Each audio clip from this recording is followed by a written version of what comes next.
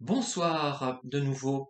Alors, je vais parler des sujets que l'on aborde face à des personnes qui sont atypiques ou pas atypiques, mais qui souvent ne sont pas atypiques et qui vont réagir de façon un peu décevante à ce qu'on va leur raconter. Ça me fait penser soudainement, mais l'idée vient de me venir, à un ouvrage de Thomas Mann, c'était Tonio Kröger, hein. Et il le fait étalage en fait de ses problèmes existentiels à une amie qui doit être peintre, je crois, ou sculptrice. Je ne sais plus exactement, longtemps que je n'ai pas lu ce livre, même si j'ai lu deux fois. Et elle en conclut que c'est un bourgeois. Alors effectivement, pour se poser toutes ces questions existentielles, il faut déjà ne pas avoir faim. C'est la pyramide de Maslow, vous la connaissez tous, hein, je ne vais pas vous faire l'injure de rabâcher ce thème. Eh bien, elle lui dit: «Vous êtes un bourgeois, c'est pour ça que vous avez ces problèmes existentiels». Mais en fait, il y a un autre problème qui se superpose, c'est que le personnage est homosexuel et le roman a été écrit à une époque où il ne faisait pas bon d'être homosexuel, enfin voilà, bon, où ne s'était pas dit comme ça. On parlait d'amitié, c'était absurde, quoi, enfin bref. Et c'est un peu ça. Par rapport, si on parle à quelqu'un qui effectivement a d'autres problèmes, doit faire vivre sa famille, par exemple, mais j'ai envie de dire, ben, si vous posez toutes ces questions, peut-être qu'il aurait fallu, avant vous poser la question, est-ce que j'ai les moyens d'élever quatre enfants? Vous voyez, bon, je veux pas être dans le jugement, mais je suis assez moralisateur, et ça m'agace parfois de voir des gens se plaindre, alors qu'en fait, le bon sens aurait voulu que n'ayant pas de travail, ni eux ni leur épouse, pas de vraiment de grosse formation, c'est de ne pas avoir d'enfant. Mais là, je suis un peu trop dans le raisonnement typique, normé, un peu bébête, moi aussi, vous voyez. Je peux être beauf, moi aussi, hein. Il y a pas que les autres, hein. Et voilà. Mais pour vous montrer que j'ai des blocages, moi aussi, des choses que je ne comprends pas et qui m'énervent. Bref, donc ces gens, vous me dites qu'ils ont d'autres préoccupations. Effectivement, s'ils ont besoin de manger et qu'ils n'ont pas assouvi à ce besoin, et ils ne vont pas avoir des problèmes existentiels comme je peux en avoir moi, qui pour le moment n'ai pas de problème par rapport à la nourriture. Ben si, mais j'ai des kilos en trop et c'est tout, mais je ne meurs pas de faim. Bref, euh, mais même, il y a des gens qui, même n'ayant pas, comment dire, ce problème basique, et ayant réussi à s'intégrer professionnellement, ayant une certaine image favorable au niveau professionnel, ayant tout ce qu'ils veulent, ne se posent pas des problèmes existentiels malgré tout, hein. Voilà. Il y en a qui ne se posent aucune question. Bon, on ne sait pas pourquoi, mais je comprendrai jamais, hein. Ou alors ils n'osent pas les aborder parce que je suis un homme et que ce sont des hommes, donc je les intéresse pas. Ils savent qu'ils n'ont pas envie de me mettre dans leur lit, etc. Enfin, il y a certainement des choses comme ça, mais ça, je ne le maîtrise pas, je ne sais pas, je comprends pas tout, hein, non plus.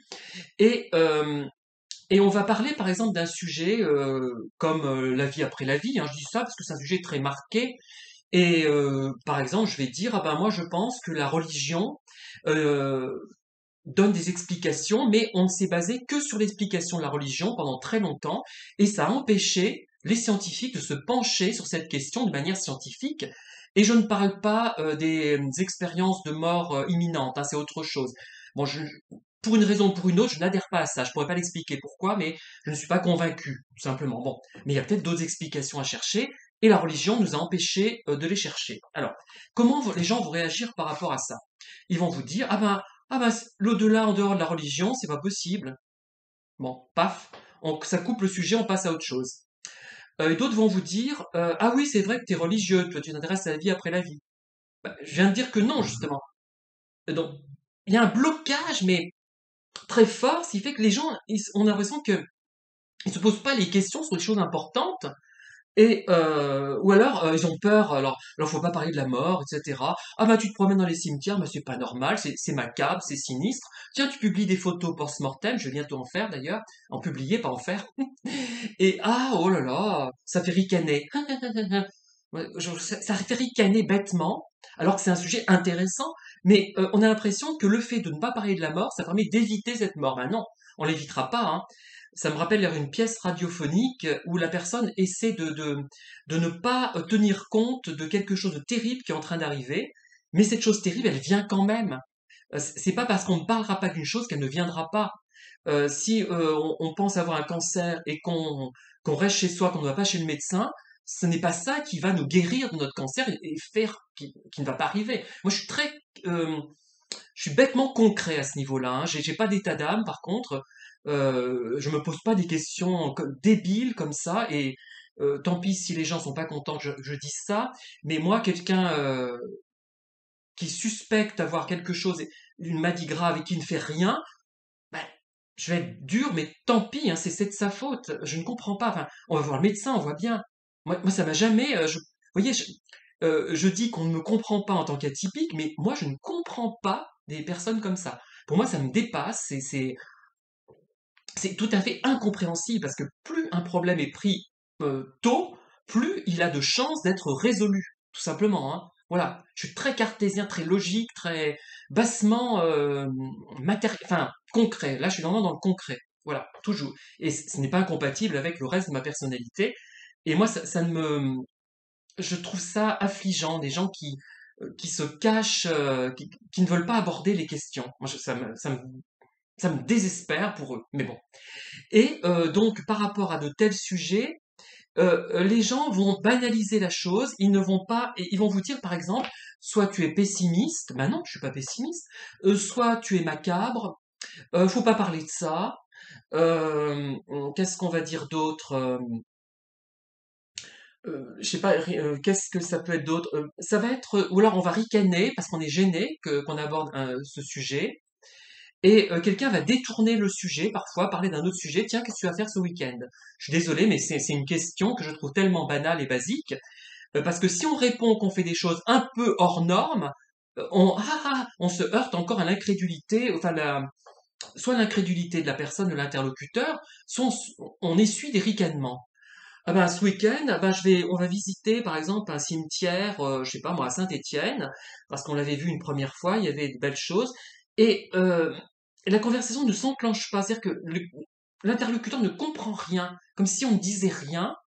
Par contre, si on dit qu'on va une soirée arrosée entre amis, là, ça va être compris, pas forcément apprécié, parce que tout le monde n'aime pas ça, mais on va comprendre où je vais en venir. Voilà.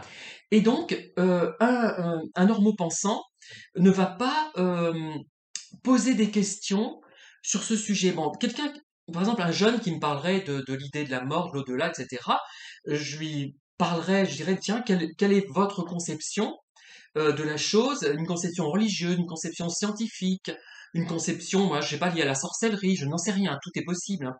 Je creuserai le sujet. Ou alors je me dirais, tiens, peut-être qu'il a des idées suicidaires, et je vais essayer justement de dire, tiens, ce sujet vous intéresse, il est effectivement intéressant, sous quel angle il vous intéresse, j'essaierai de creuser pour savoir le fin mot de l'histoire.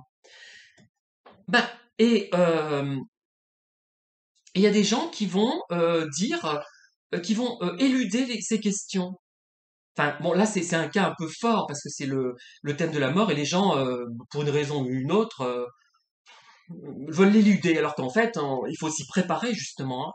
Hein. Et même quand on est préparé, à mon avis, on n'est jamais prêt. Donc, si on n'est pas du tout préparé à la mort, à la sienne ou à la mort des autres, ben, on ne fait pas de testament, on oublie de faire certaines choses, on se dit, ah ben, on a le temps, ben non. Voilà, justement, ça permet de donner un sens à la vie aussi. Hein. Qu'on pense qu'il y a un au-delà ou qu'on pense qu'il n'y en a pas, et sous quelle forme d'ailleurs. Hein, voilà. Et moi, enfin, je sais pas, je n'arrive pas à. Et ce qui fait que les sujets vont pas être creusés et la conversation va être frustrante. Voilà.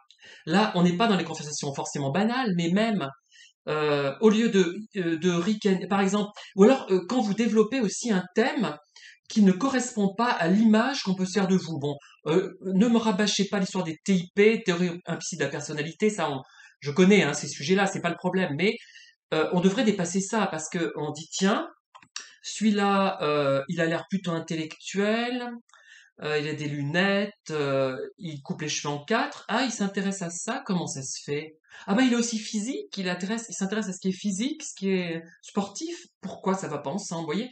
Et là, on va un peu désarçonner justement Et sans raison, parce que tout est possible. Je crois que la psychologie sociale a expliqué des choses par rapport. Ils expliquent. Voilà pourquoi ils rendent compte d'éléments. Pourquoi on arrive. Il y a certains traits de caractère ou certains centres d'intérêt qui ne sont pas associés entre eux, alors qu'ils pourraient l'être. Mais justement, il faut dépasser tout ça. Quand on y réfléchit, on se met au-dessus de tout ça et on se dit mais pourquoi pas? Pourquoi cet homme-là qui n'a pas l'air sanguinaire, je sais pas, est tueur aux abattoirs. Enfin, là c'est un exemple un peu stupide. Bon, c'est pas, je sais pas comment dire. Il y a pas qu'une, on n'est pas des monolithes. En plus déjà, il y a peut-être des choses qui effectivement peuvent paraître contradictoires. Par exemple, quelqu'un qui ferait du tueur aux abattoirs et qui aurait des chats. Eh ben, peut-être pas pour lui, peut-être que les animaux comme les vaches, comme les cochons, ce n'est pas pareil des animaux familiers. Enfin voilà. Bref, donc je sais pas si j'ai été clair, mais pour vous faire comprendre un petit peu ce que je ressens et ce qui me pose problème en fait dans la vie de tous les jours. Eh bien, bonne soirée à tous en tout cas, et merci de m'avoir écouté.